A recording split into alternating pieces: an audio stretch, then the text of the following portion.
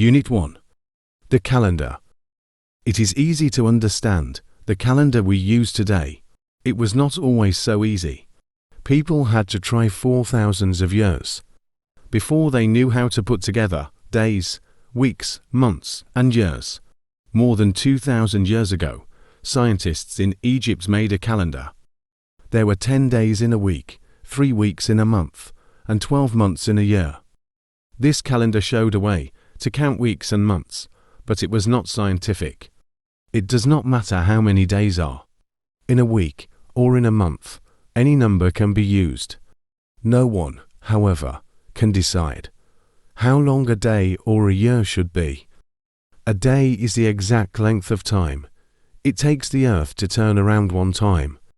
A year is the length of time the Earth takes to travel around the Sun one time. The Egyptians did not think about these scientific facts. For them, 12 of their 30-a-day months made a year. But 360 days do not make a full year. What did they do about this problem? They made a 5-day holiday at the end of each year. But even adding 5 holidays did not make the Egyptian yearly calendar right. It takes the Earth a little more than 0.365 days to travel around the Sun.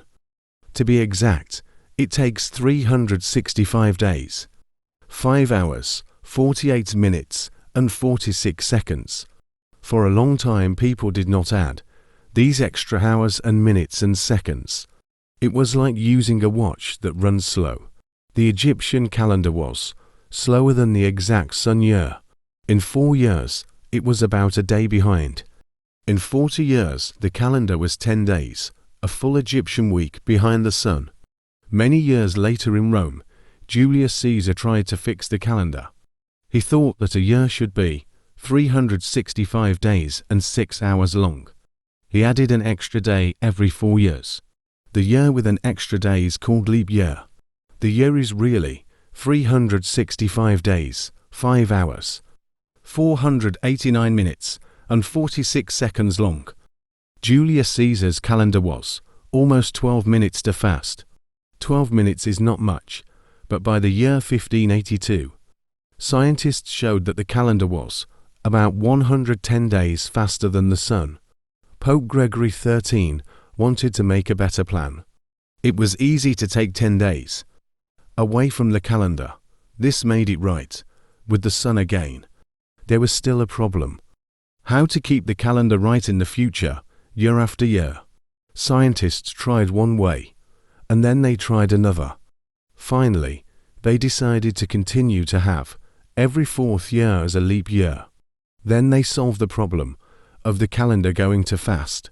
They made a plan to take out 3 days every 400 years.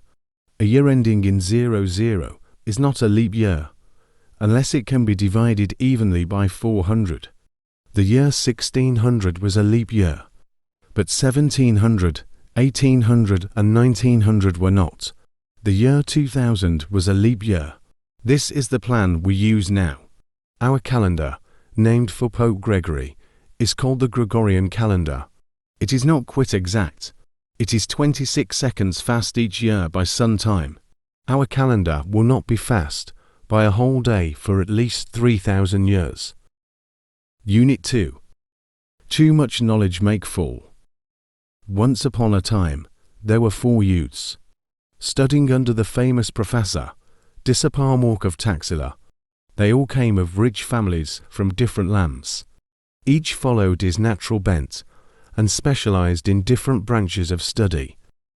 One studied music and dancing, another studied medicine, another studied astrology, and the 4th, philosophy.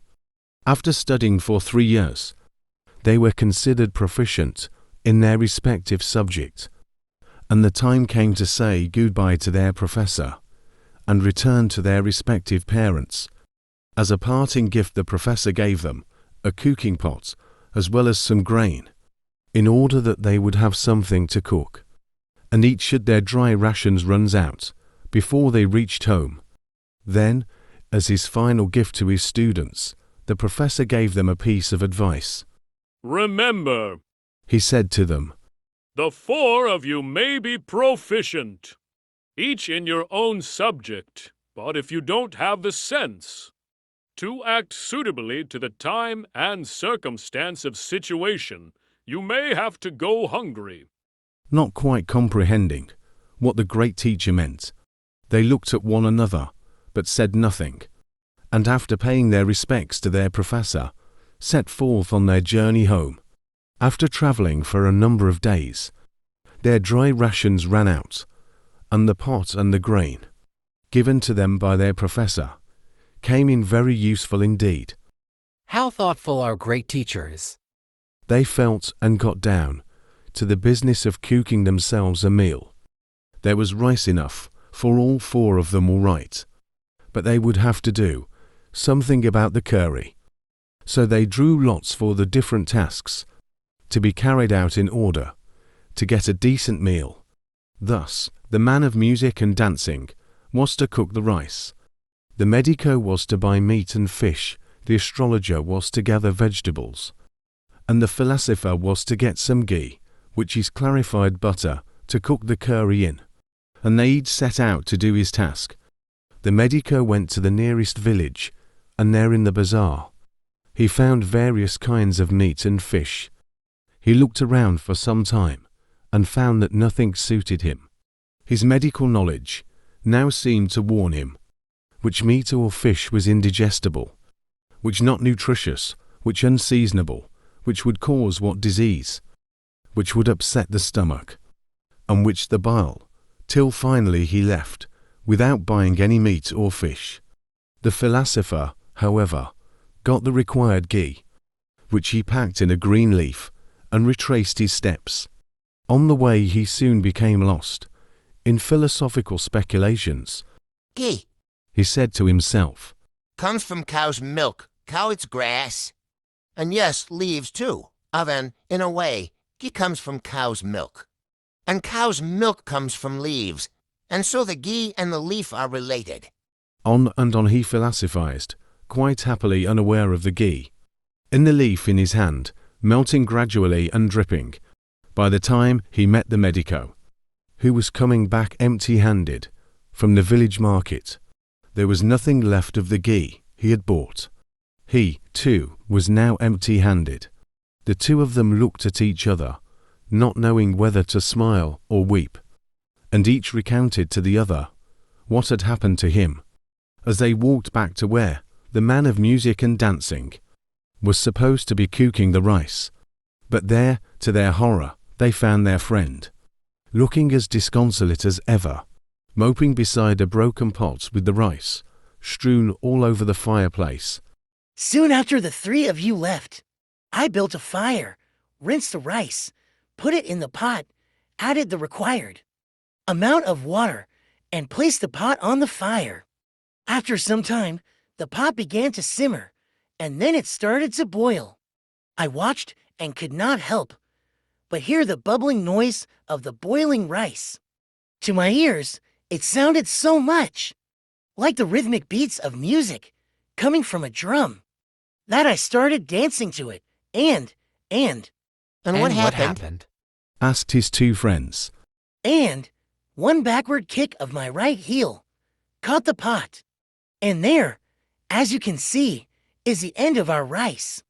The other two, who had come back empty-handed, now found it quite easy to admit to the cook that they, too, had failed to accomplish what they had set out to do. Suddenly, they remembered their astrologer friend, who was to get some vegetables. Off they went to look for him in the forest, and there atop a tall bale tree was their friend, sitting tight.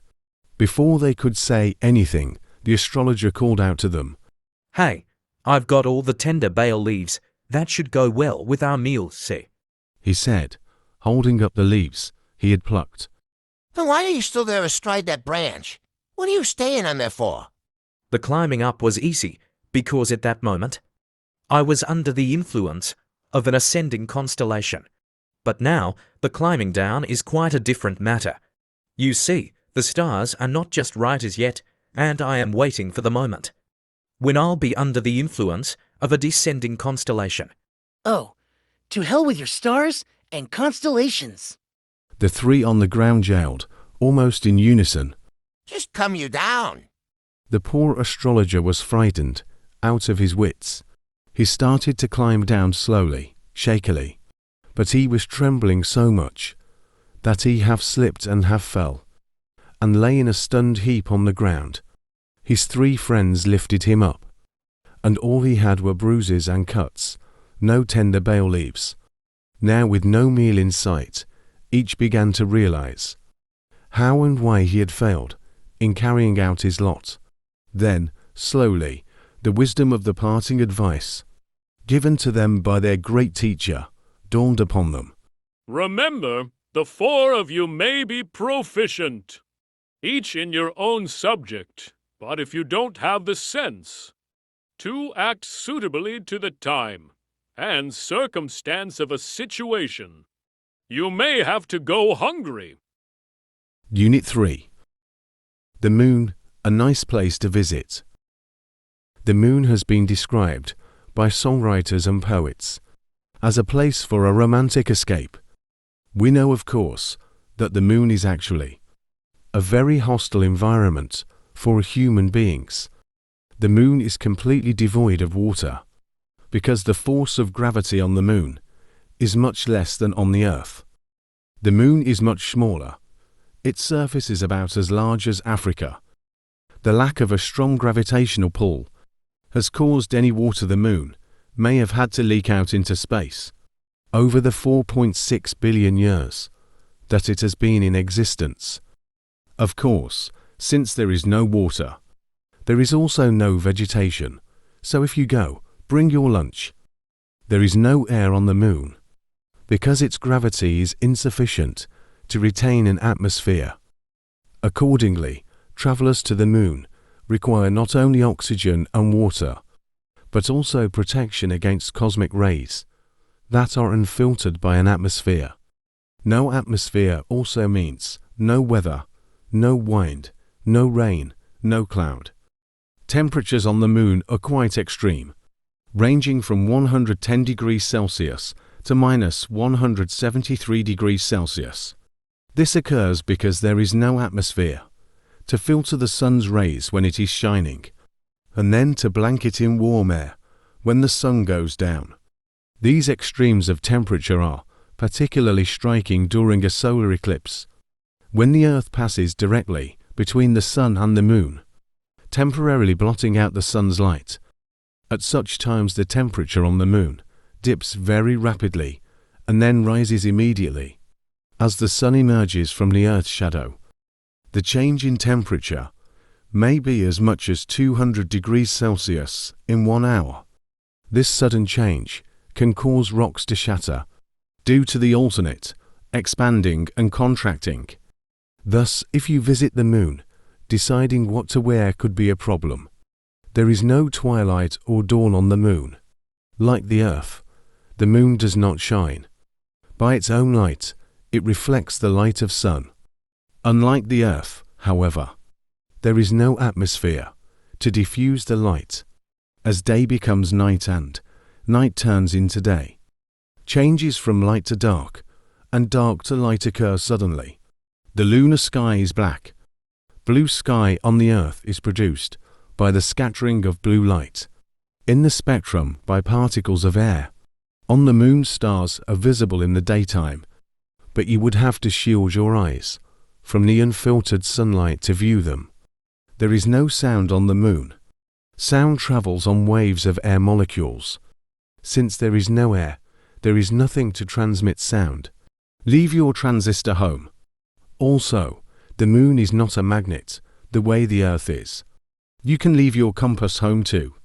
The moon is a satellite of the Earth, revolving around the Earth once every 29.5 days.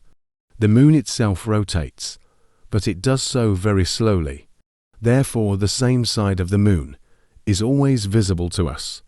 To get to the moon, you would have to travel 240,000 miles, a distance that is about the same as circling the Earth at the equator 10 times.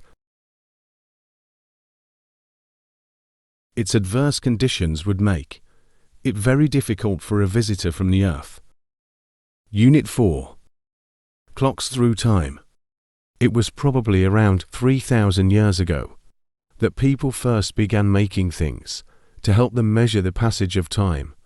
Having observed that shadows move around trees as the sun moves across the sky, someone drew a circle and put a stick in the center. As the sun passed overhead, he marked even divisions on the circle as the shadow of the stick crossed it. Then people could tell which part of the day it was by noticing which mark on the circle the shadow fell across. These circles were called sundials. Later, they were made of stone and metal to last longer. Of course, a sundial did not work at night or on cloudy days, so men kept inventing other ways to keep track of time. One invention was a striped candle. Each stripe took the same amount of time to melt. If each stripe melted in about an hour, about 3 hours would have passed when 3 stripes melted. A water clock was another way to tell time. A container had a line with a number beside it for every hour. It also had a tiny hole in the bottom. The container was filled with water that dripped through the hole. When the water level reached the first line, people knew that an hour had passed. Each time the water level fell to another line, 1 more hour had passed. Candles and water clocks helped people know how much time had gone by. But candles had to be remade and water clocks had to be refilled. So, after glass blowing was invented, the hourglass came into use. Glass bulbs were joined by a narrow tunnel of glass, and fine, dry sand was placed in the top bulb.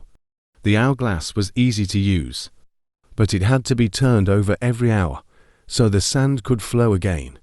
It was about 600 years ago that the first clock with a face and an hour hand was made. One of the first such clocks was built for a king of France and placed in a tower of the royal palace. The clock did not show minutes of seconds. Usually, it did not even show the correct hour, since there were no planes or trains to catch. However, people were not concerned about knowing the exact time. Gradually, clocks began to be popular. They still did not keep correct time, but they were unusual, and they could be beautifully decorated. One clock was in the shape of a cart, with a horse and driver. One of the wheels was the face of the clock. Watches came into use as soon as clocks were made, small enough to be carried. These did not always tell the correct time either. They were often put into beautiful watch cases, which were made to look like anything the owner wanted. The pendulum clock was invented in 1657. This was the beginning of the style of clocks we call grandfather clocks, which were enclosed in tall wooden boxes. Pendulum clocks showed the hours more exactly than earlier clocks, since the weight on the pendulum could be moved up or down to make the clock go faster or slower. About 40 years later, minute and second hands were put on some clocks. Grandfather clocks are very much in demand again today. They are usually very expensive, however, and require more space than other styles of clocks. As people began to go to more places and do more things, they were more interested in knowing the correct time. By 1900, almost every house had a clock, and nearly every well-dressed gentleman wore a watch or a chain tucked in his vest pocket. Today, of course, we have electric clocks that keep giving the right time until they are unplugged or the electricity goes off. Scientists have invented clocks that look like large machines and tell the correct time to a split second. The most modern electric clocks for home use do not have faces or hands. These clocks are called digital clocks, and they tell the time with a set of numerals which appear in a little window. The seconds are counted off, like the tenths of a mile, on the odometer of a car. The most modern electric clocks for home use do not have faces or hands. These clocks are called digital clocks, and they tell the time with a set of numerals which appear in a little window. The seconds are counted off, like the tenths of a mile, on the odometer of a car. Many electric clocks are combined with radios, which can sometimes be set to turn on automatically. Thus, instead of an alarm ringing in your ear in the morning, you can hear soft music playing when it is time to get up. Some clocks will even start the coffee maker. Although clocks and watches play an important part in people's lives in industrialized countries, time is still regarded in very different ways in different parts of the world. Unit 5. Self-service and the supermarket. During the last few years, there has been an enormous increase in the number of shops, stores and supermarkets which provide facilities for self-service. Their general purpose is to provide goods of every description attractively and hygienically and in perfect condition, so that the customer can serve herself and then pay for the goods with the minimum of delay. The organizers of a self-service store have their difficulties. They must display a great number of goods in a minimum space without covering up anything. They must deal with perishable foodstuffs requiring different ranges of temperature, and they must arrange a speedy flow of customers past the cash registers without overtaxing the operators. For the purposes of display, many devices are used, such as long lengths of adjustable shelves to take various sizes of packs, rotating circular shelves, islands of display stands, racks for tubed foods, and multi-tiered mobile stalls. Perishable foodstuffs and quick frozen fruit, vegetables and meat are kept in refrigerated self-service cabinets, which keep goods at the required temperatures. These are at 0 degree Fahrenheit for frozen food, 28 to 32 degrees for meat and fish, and 40 to 50 degrees for dairy produce and provisions. The problem of quick payment has been solved by the use of modern cash registers. One such machine, called the automatic itemizing and hand computing cash register, first records the cost of each item and totals the bill. Then it also registers the sum given by payment and shoots out the right change into a cup near the customer. Some of the advantages of self-service seem to be that there is no waiting to be served. There is a wide variety of choice, and it is claimed that prepacked meat and vegetables are hygienic. Shopping is said to be more streamlined and more economical. Nevertheless, many people still prefer to be served by a small shopkeeper who knows them personally and will deliver goods to their homes. Unit 6. Robots. We have seen how computers can do useful work by controlling special machines. Given arms and hands, a computer can do more varied physical work. With a robot body, a computer brain may be programmed to pick up tools and parts and move them around. The ability to work under the control of a program is what distinguishes robots from less intelligent machines. Cranes and mechanical diggers can pick up things and move them around, but they are not robots. These machines need men to drive and control them. They cannot be controlled by a program like a true robot. Computers are very reliable. They can work for a long time without breaking down. This is because they have no moving parts. Robots need lots of moving parts. They have motors and gearboxes which move and can wear out, and they need people to maintain them like any other machine. Eventually, robots will probably be able to service and mend each other. However, robots are generally predictable, precise and untiring in their work. Used correctly, they can improve the quality of products as they do not have off days. They can also bring savings in materials and energy. Human workers now have the number of hours They work each day limited by law. The law also protects them from working in dangerous conditions. In special factories, robots can work happily for 24 hours a day. They work on through the night, while their human supervisors are at home in bed. If there were any problems, the robots could ring up the supervisor and ask for help. Robots are growing in complexity, and their use in industry is becoming more widespread. Robots are mainly used in working with automatic machines and equipment in mass production industries, where the same tasks must be repeated. Car production is the primary example of the employment of large and complex robots. They are used in the process or the painting, welding and assembly of the cars. Robots are also useful in environments which are unpleasant or dangerous for humans to work in. For example, bomb disposal, work in space or underwater, in mining, and for the cleaning of toxic waste. Robots are also used for patrolling these toxic areas. Nowadays, domestic robots that perform simple tasks such as vacuum cleaning and grass cutting are now available. Other domestic robots are being produced with the aim of providing companionship or play partners to people. Unit 7. Dreams do come true.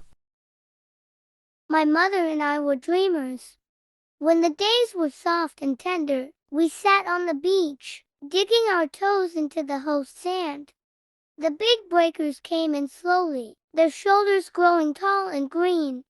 They crashed in thunderous white, and we would sit in silence, the breeze scrubbing the hot sun from our faces. She was 34, I was 10. She was short, plump, a woman of fair skin and brownish hair. She was feminine and prim. I asked what she dreamed. Jenny Tear Bishop laughed and ruffled my wet hair. You are an inquisitive little boy, she said. Yes, ma'am, I said. She told me her dream. Someday, when my father had a lot of money, he would buy diamond earrings for her. Not big ones, of course. See, She said, pulling her ears. these were pierced when I was 15. Wouldn't I look pretty with little diamonds? Yes, ma'am, you sure would, I said. She asked me my dream. I said that when I grew up, I would own a house right here at the beach. I would be able to look at the ocean every day in all of its moods. My house would have servants who would have nothing to do but carry silver trays loaded with sweets and chocolate bars. She looked down at me, a bun of hair loose on her neck. My mother laughed at my dream. Little boy, She said, and I knew that I had lost her admiration. My feet came up out of the sand, and I ran at top speed to meet the big curling wave. Her dream came true. My father gave her the diamond earrings. They were tiny icebergs in big gold prongs. She sat before the mirror, turning her head from side to side. My father paid a little amount for those earrings for a long time. I was glad her dream came true. When they dressed to go out, I told her how beautiful she looked. She wasn't really beautiful, but she lifted her head like a queen when those earrings were on. Times became what my father called hard. The earrings were gone a long time before I noticed. When I asked about them, she smiled and cried at the same time. Your father had to pawn them, she said. He'll get them back. Policemen were poorly paid in those days, and then the city cut their salaries further. My mother made our clothes on a sewing machine. At night, she sewed rosettes on silk garters for a penny apiece. Every year she paid the interest on the pawn ticket. Then, one summer, she surrendered. The payment was due, but she ignored it. earrings are a form of vanity we can't afford. She said, Great good luck sometimes touches a person at least once. A book I wrote became a bestseller in 16 countries. I bought a house on the beach. My dream had come true. When the house was right, I invited my mother and father to it. There were on servants carrying trays of candy, but the house was on the same beach. My hair was gray, but the surf still thundered with youth. I handed the plushy box to my mother. Your time to dream, I said. Her hands began to shake. John, help me with this. I'm so clumsy. She said to my father. Dad opened the box and murmured, Jenny, they're beautiful. The earrings were screwed into place. How do I look? She asked. We said, beautiful. She couldn't tell. She had been blind for years. Unit 8. Advertisements, the pros and cons. Money spent on advertising is money well spent. It assists a rapid distribution of goods at reasonable prices. It draws attention to new ideas, and so help enormously to raise standards of living. By helping to increase the demand for goods, it increases the number of workers needed to supply the goods and, therefore, provides employment. It helps to pay for many services. Without advertisements, your daily newspaper would cost a lot. The price of your television license would need to be doubled, and travel by bus would cost more. Perhaps most important of all, advertising helps to keep up the quality of the products and services you buy. No regular advertiser dare offer a product that fails to live up to the promise of his advertisements. He might fool some people for a little, while through misleading advertising, he will not do so for long, for the public has the good sense not to buy the poor quality article more than once. If I see an article advertised, it is the surest proof I know that the article does what is claimed for it, and that it is good value. There is one more point I feel I ought to touch on. Recently, I heard a well-known television personality declare that he was against advertising because it persuades rather than informs. This is hair-splitting. Of course, advertising seeks to persuade. If it only gave information, advertising would be so boring that on one would pay any attention. But perhaps that is what the well-known television personality wants. I am prepared to make just one admission to the opponents of advertising. Not every advertisement is a good one. Some advertisements are silly. Some are pointless, though not very many. Pick up the nearest magazine or newspaper and count the advertisements that really offend you, and then count the advertisements that, in some degree, interest you or give you pleasure, and be honest. Most people say that they find everyone tends to dream of having them information about the products better educated, more successful, wealthier, better looking, more adventurous, and so on.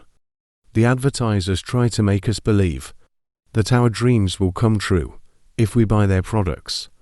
This is why advertisements for home cleaning products often try to convince ladies that they can become perfect wives and mothers only if they use those products.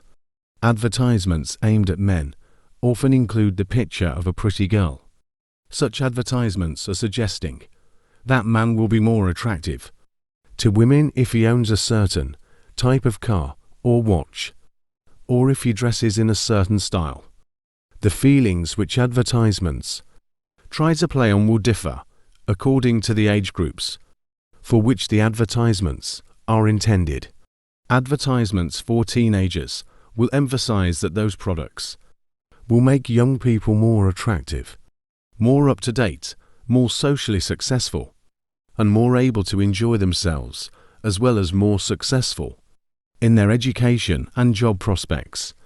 The problem with advertisements is that they imply that money can make our dreams come true. But this is obviously not so. We cannot buy personal good looks, intelligence, good friendships, or a happy family. A lot of advertisements are, therefore, a form of lying. They can also make people feel depressed and discontented with their ordinary lives, especially those people who have only a small amount of money to spend on luxuries. Unit 9. Sleep and Dreams. Oh, sleep, it is a gentle thing, beloved from pole to pole.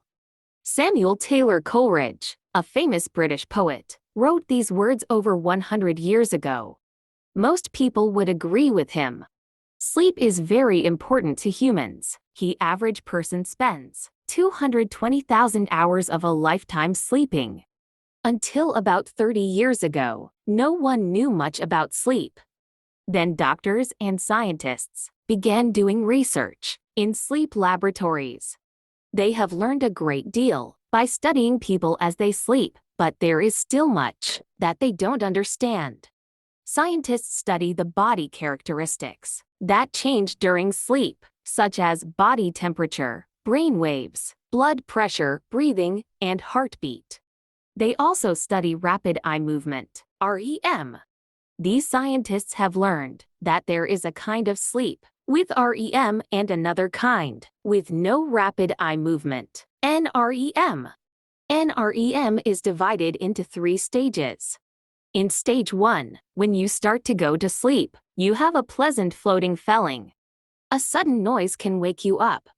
In stage 2, you sleep more deeply, and a noise will probably not wake you. In stage 3, which you reach in less than 30 minutes, the brain waves are less active and stretched out. Then, within another half hour, you reach REM sleep. This stage might last an hour and a half and is the time when you dream. For the rest of the night, REM and NREM alternate. Body movement during sleep occurs just before the REM stage. The average person moves about 30 times during sleep each night. Sleep is a biological need, but your brain never really sleeps. It is never actually blank. The things that were on your mind during the day are still there at night. They appear as dreams, which people have been discussing for centuries. At times people believed that dreams had magical powers, or that they could tell the future. Sometimes dreams are terrifying, but they are usually a collection of scattered, confused thoughts. If you dream about something that is worrying you, you may wake up exhausted, sweating, and with a rapid heartbeat. Dreams have positive effects on our lives. During a dream, the brain may concentrate on a problem and look for different solutions. Also, people who dream during a good night's sleep are more likely to remember newly learned skill. In other words, you learn better if you dream. Researchers say that normal people may have 4 or 5 REM periods of dreaming a night. The first one may begin only a half hour after falling asleep. Each period of dreaming is a little longer, the last one lasting up to an hour. Dreams also become more intense as the night continues. Nightmares usually occur towards dawn. People dream in color, but many don't remember the colors. Certain people can control some of their dreams. They make sure they have a happy ending. Some people get relief from bad dreams by writing them down and then changing the negative stories or thoughts into positive ones on the written paper. Then they study the paper before they go to sleep again. Many people talk in their sleep, but it is usually just confused half sentences. They might feel embarrassed when someone tells them they were talking in their sleep, but they probably didn't tell any secrets. Sleepwalking is most common among children. They usually grow out of it by the time they become adolescents. Children don't remember that they were walking in their sleep, and they don't usually wake up if the parent leads them back to back. There are lots of jokes about snoring, but it isn't really funny. People snore because they have trouble breathing while they are asleep. Some snorers have a condition called sleep apnea. They stop breathing up to 30 or 40 times an hour because the throat muscles relax too much and block the airway. Most people need from 7 to 8 hours of sleep a night, but this varies with individuals. Babies sleep 18 hours, and old people need sleep than younger people. If some continually sleeps longer than normal for no apparent reason, there may be something physical or psychologically wrong. You cannot save hours of sleep the way you save money in the bank. If you have only 5 hours of sleep for 3 nights, you don't need to sleep extra 9 hours on the weekend. And it doesn't do any good to sleep extra hours ahead of time when you know you will have to stay up late. Sleep is important to humans. We spend a third of our lives sleeping, so we need to understand everything we can about sleep. See you next video. Have a great day.